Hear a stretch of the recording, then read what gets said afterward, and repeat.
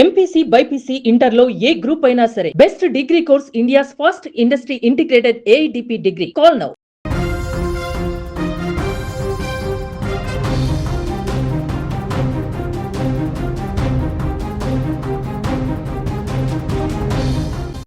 Drunk and drive పైన ఎన్ని అవగాహన సదస్సులు నిర్వహించినా, పోలీసులు వేలల్లో జరిమానాలు విధిస్తున్నా, కోర్టులు జైలు శిక్షలు వేస్తున్నా, కొందరు తాగుబోతు రాక్షసుల్లో మాత్రం ఏమాత్రం మార్పు రావడం లేదు. పీకల దాకా తాగి మైకంలో వాహనాలు తోలుతూ రోడ్లపైకి వస్తున్న ఉన్మాదుల్లా మారిపోతున్నారు అనడానికి తాజాగా రాజమండ్రిలో చోటు చేసుకున్న ఒక భయంకరమైనటువంటి ఘటన సాక్ష్యంగా నిలిచింది. ఓ మత్తోన్మాది రాక్షసత్వానికి జిఎస్ఎల్ మెడికల్ కాలేజీలో పీజీ చదువుతున్నటువంటి ప్రియాంక అనే వైద్య విద్యార్థిని ఇప్పుడు చికిత్స పొందుతూ ప్రాణాలు కోల్పోయింది. ఈ ఘటన రాష్ట్ర వ్యాప్తంగా తీవ్ర ఆగ్రహాన్ని రేకెత్తిస్తోంది. రాజమండ్రిలోని ప్రసాద్ ఆదిత్య మాల్ వద్ద ఈ భయంకర ఘటన గురించి అందరికీ తెలిసిందే.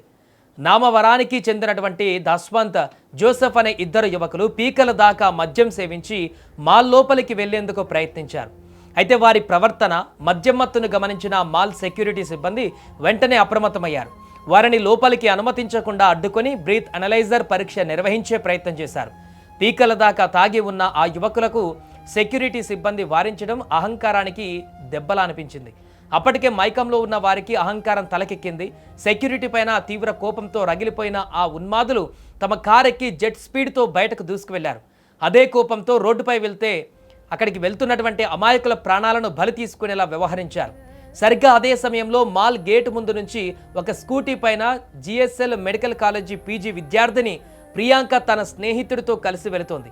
మాల్ బయటకు అతివేగంగా దూసుకువచ్చిన కారు మొదట ఆ స్కూటీని బలంగా ఢీకొట్టింది. అంతటితో ఆగారా అంటే లేదు.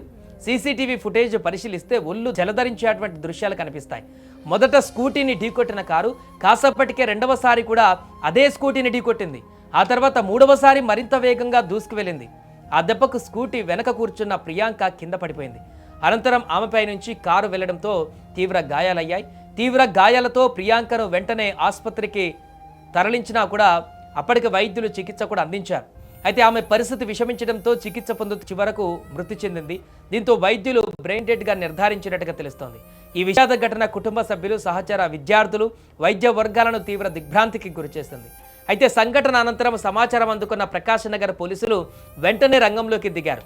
సీసీటీవీ దృశ్యాల ఆధారంగా విచారణ జరిపి కారు నడిపిన నిందితులను నామవరానికి చెందిన దాస్వంత్, జోసెఫ్గా గుర్తించి అదుపులోకి తీసుకున్నారు. పోలీసులు నిర్వహించిన పరీక్షలలో నిందితులు పీకల దాకా మద్యం సేవించినట్లుగా నిర్ధారణ అయ్యింది.